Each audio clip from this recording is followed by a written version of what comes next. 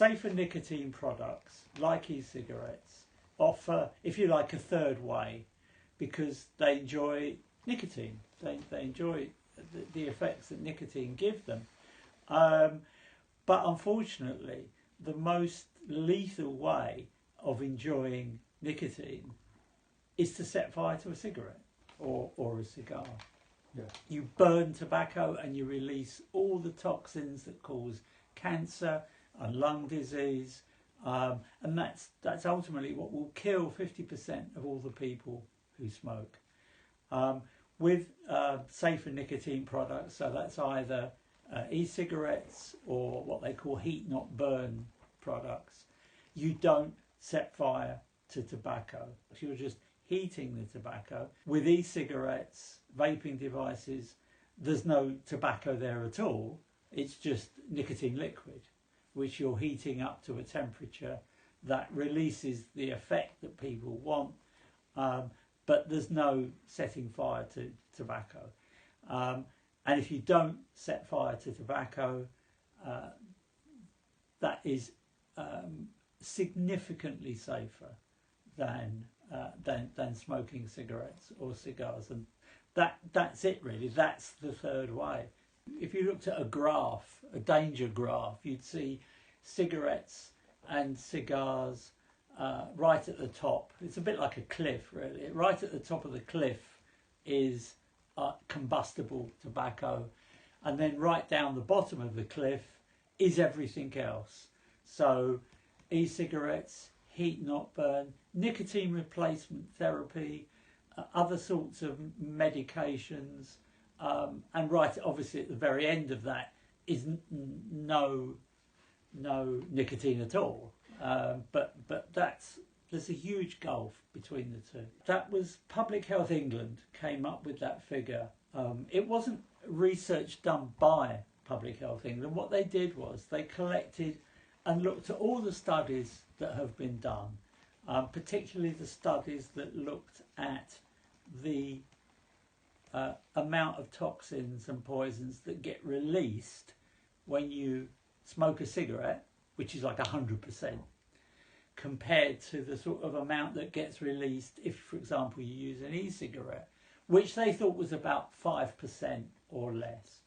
So what they've done in terms of what you might call a public health message is they've turned that on its head in a way and said that by their estimation, which is supported by other UK medical authorities as well, that using e-cigarettes would represent 95% safer than smoking cigarettes. From my point of view, it doesn't really matter if it turns out to be 75% or 63%. You can't get away from the basic chemistry and the basic biology that these devices are way, way safer than smoking cigarettes. Many different countries have very different approaches to this. I mean, I think the UK takes a very, what I would call a pragmatic and responsible approach to this. It acknowledges the fact that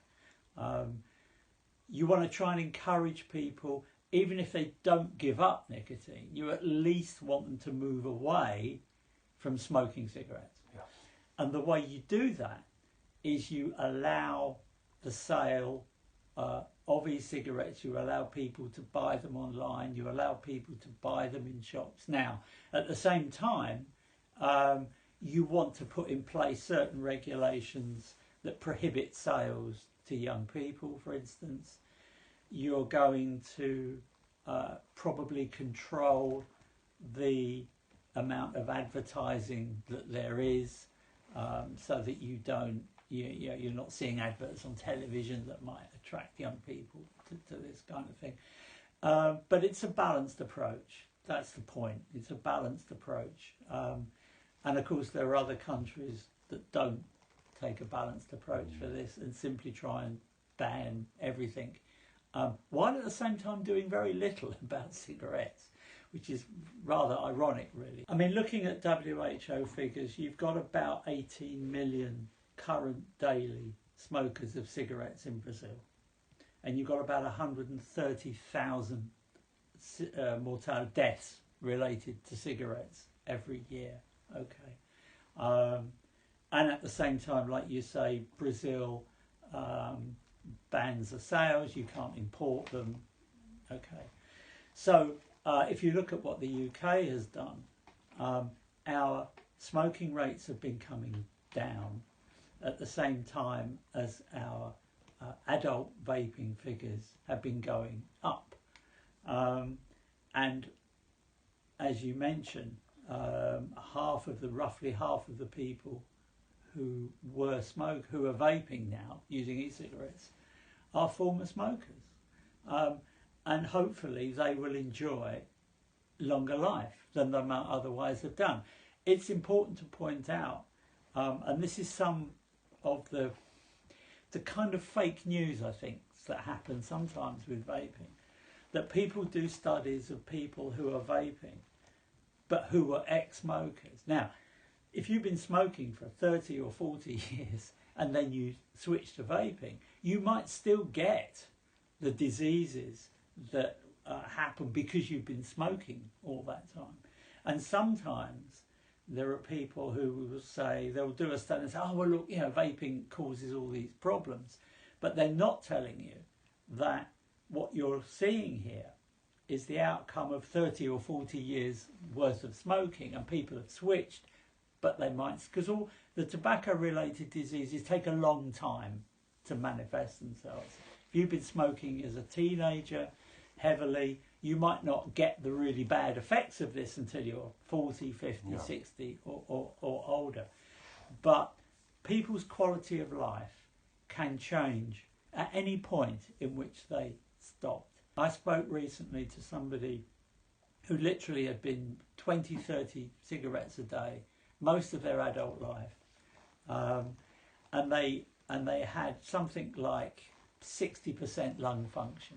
Okay, and this was a person who was kind of in their 60s, and they switched to e-cigarettes, and over time increased their lung function up to about 85%. Which means they can breathe properly. They're not getting breathless when they walk up the stairs. It's a quality of life experience. And I think in terms of the UK, and I think also New Zealand, looking to take a more pragmatic, balanced approach. And that's the word here. The word is balanced. Nobody's suggesting a kind of, e-cigarette free-for-all. But it has to be balanced. And there has to be a recognition that in terms of helping people to switch and also helping people to quit altogether, devices like e-cigarettes, they have a role to play. They have a role to play. Nobody is suggesting that you shouldn't have public smoking bans, an advertising ban, all the things that most countries, a lot of countries, and I'm sure Brazil has these legislations in place. So what the safer nicotine product idea is that you have things that complement all of those other laws and regulations, but they allow people an option, as I said earlier in the interview, between quit or die. If you look at the statistics from the USA, for instance, where there are most of the figures around in this, and where there seems to be most concern about adolescent vaping and things like that, if you look at their figures, young people smoking in America has come down dramatically over the years. And at the same time, there's been a lot of experimentation with vaping. Now, young people, yes, of course, it's a novelty. It's a novelty, especially things like Juul, which are available in America. It looks like a cool gadget, okay? And young people like cool gadgets. So it's a cool gadget. But it would be wrong to say that again, there's often a conflation of figures here. So some surveys will talk about the epidemic of e-cigarette use in America. Now, many of those young people will just be trying them out and experimenting. Some may go on to more regular use, but just because you've tried an e-cigarette now and again, you shouldn't be also thrown in with the same group of people who are using it more regularly. So I think when people use words like epidemic, it makes it sound a lot more widespread than it actually is. And of those young people, very few of them had never smoked before when they were actually using e-cigarettes. And very, very few of them ever go on, so far as we can tell, and e-cigarettes have been around now for over a decade, go on to become smokers. Because that was the big fear. In the first place, the big fear was young people will try e-cigarettes and then they'll move. It'll be a gateway. It's called a gateway theory. A gateway to proper real cigarettes. They'll get a taste for nicotine and they want to smoke. Yeah. Well, there's no evidence that that's ever happened. So the narrative has changed now. The narrative has shifted to, okay, well, we haven't been able to prove the gateway theory, but we don't want young people using nicotine. Fair point. Except that the young people who are prepared to do that kind of thing are probably the same group of young people who are probably drinking when they shouldn't. They may well be smoking marijuana when they shouldn't. So they're a kind of what you might call a risk-taking group. And if you were being really, what should we say, maybe controversial about this, it could be that those young people would be smoking cigarettes if it hadn't have been for e-cigarettes. So you could make the argument that if young people are going to do things like this, and obviously you have laws and regulations in place to try and make sure it doesn't happen, So you ban sales to minors under 18s. You do all the sorts of things that people do with alcohol and cigarettes in most countries. But if you can stop young people smoking cigarettes, that to me seems to be the most important thing that you can do for those young people who would otherwise have been smoking. Now, it's very hard to prove that, but I think it's fair to assume that there are millions of young people who go nowhere near an e-cigarette. They're not interested in e-cigarettes. They're not interested in smoking. But I would contend that the ones who are experimenting are probably doing other things as well that parents and authorities would disapprove of. It took many years for the long-term effects of cigarette smoking to become well known. But that was because the tobacco companies were deliberately telling lies about their product, and they were putting research was getting published that was kind of paid for by big tobacco, and there was a lot of bribery and corruption to keep it quiet, really, that lung cancer. I mean, we knew about lung cancer going back into the 1940s, but the PR machine of tobacco companies was so good, and they provided so much political money for lobbying and all the rest of it, they were able to keep the whole thing quiet. But when you look at the cigarette situation with e-cigarettes, the research that, for example, Public Health England were looking at is entirely independent. None of it's paid for by tobacco companies. And my statement about long-term effects is just because we don't know everything, it doesn't mean to say we don't know anything. And a lot. Yeah. And what we absolutely do know, that vaping is substantially safer than smoking. So that should be enough, and there is enough independent evidence to demonstrate that. And it shouldn't, so regulation and control should not get in the way of that evidence. There shouldn't be an attempt to make regulation and control of e-cigarettes, and that includes taxation and all the rest of it, even more restrictive than it is for cigarettes. And you could argue that if you accept the research about relative safety, so nobody's saying e-cigarettes are completely harmless. Yes. Nobody's saying that. But if you look at it from that point of view, you should be looking at it from what I would call a population level. And what the WHO say, And it's disappointing that they don't take international leadership on this issue, which they should be. Instead, they seem to be trying to be encouraging member states just to ban everything, the way that's going on in Brazil and other places.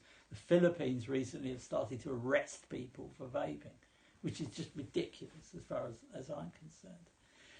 But smoking is what they call a non-communicable disease. So it's not like malaria or tuberculosis, which is an infection. It's a non-communicable disease. And the biggest killer non-communicable disease in the world is smoking. So you would imagine that the WHO would be doing everything they could to promote anything that got people away from smoking cigarettes. Instead, sadly, they don't. So if you look at it at a population level, there does need to be, you could even argue that restrictions and controls and taxation about e-cigarettes and similar products should be less restrictive than cigarettes. You shouldn't treat an e-cigarette as if it's the same as a cigarette, because what you want to do is to try and encourage people to switch away. So part of the way you do that is to make it easier for people to do. It doesn't make sense. Other than that, all right, you could argue, yes, they should be treated as if they were like cigarettes, but they're not like cigarettes. They're a lot safer than cigarettes. So therefore, from a public health point of view, you should be trying to do everything you could to encourage that group of smokers who really can't give up, and plenty of people do quit smoking, or they use nicotine replacement therapy, or this is not to say nobody gives up smoking, of course they do. But there's going to be millions of people in any country who really can't. And I think the health authorities and governments should be doing everything they can to try and encourage those people for their own health and for the health of, and for the well-being of families and all the rest of it. Can you imagine how many hours are lost in employment? How much the cost to public health, to medical services are of treating people with smoking-related disease? The cost's very hard to calculate, but the cost must run into millions for any country that's offering a health system. So that would be my point about. If you leave aside, big tobacco and long-term effects, if you put all that to one side, I mean, I've spent the last 40-odd years working in the UK world of drugs. That's really what my background is, in illegal drug work. Yeah. And much of my work during that period has been the promotion of harm reduction within that world. So trying to reduce the damage, particularly injecting drug users and people with HIV. So the harm reduction principle is that you're going to find it really very hard to stop people using drugs, okay? Particularly people who've got serious drug problems. Not so much talking about cannabis smokers or stuff, but heroin users, crack users and so on. Very hard for them to just stop. But they can't recover from their addiction if they're dead. So the idea of harm reduction is to try and help them stay alive in whatever way is reasonable, and that might be with substitute drugs for heroin like methadone, providing needle exchanges and so on, so they don't get HIV and AIDS through sharing needles. Okay, so that's the principle of harm reduction, that you try and keep people safe to give them the opportunity, maybe, not always, but maybe to make the necessary changes in their life down the line that get them away from a chaotic and miserable life as a street drug user.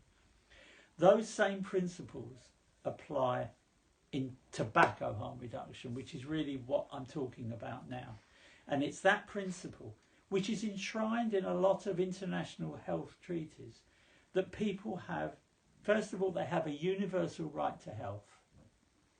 And second of all, that governments should do everything to empower people to take command of their own health. So there's two important principles there. Yeah.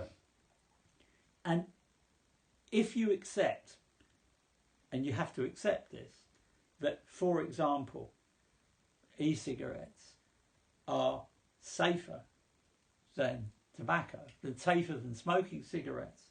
And if you want to try and help people move away from smoking cigarettes because you've got high levels of mortality and disease in your country caused by cigarettes, then you, in a sense, you have a moral duty. You have a moral duty to allow people to have access to the devices that give them the opportunity to take control of their own health. So, and even more, just as important from a government point of view, it's not going to cost the government anything. The point is that with public health and hospitals and treating people for cancer and lung disease and all the rest of it, the cost to those health services and hospitals is enormous. Okay, and if you have a public health program to reduce infectious diseases, these things cost lots of money. If you, on the other hand, allow people to go into a shop and buy an e-cigarette or go online and get these devices, and by doing that they cut down on their smoking or maybe move away altogether, it hasn't cost the government a penny. It hasn't cost the government anything. Someone's taken control of their own health. They're not going to be so much a burden on the health services. It seems to be a win-win, both for governments and for individuals. I think, I can't put figures to it, but you could easily see a slowing down of the growth rate of people vaping, because more and more countries seem to be determined to stop people from doing it, to deny access. I don't know what happens in Brazil if you go to another country and bring them in. I think that's probably allowed because it's not illegal to use these devices. It's only, I think, illegal to buy them from within Brazil. So if you go to another country in Latin America where you can buy them, I think, but a lot of people are not able to do that. You know, they haven't got the money to go travelling. Yeah. So I don't know. I suppose really, and there are some Brazilian advocacy groups. There are groups within Brazil who do advocate for a relaxation of the laws. But I think all I can say is that regular smokers should be talking to their elected representatives to try and encourage a different approach to vaping and to relax the laws and allow people access for their benefit and hopefully for the benefit of the whole country. So, Mr. Shapiro, thank you for your interview and for the coffee, and for introducing me to your dog as well. And it's very, very helpful for us to hear from you. And see you next time. You're very welcome. Aqui Renato de Lago, direto de Londres, com Mr. Harry Shapiro para o Gazeta do Povo. Até a próxima. Tchau.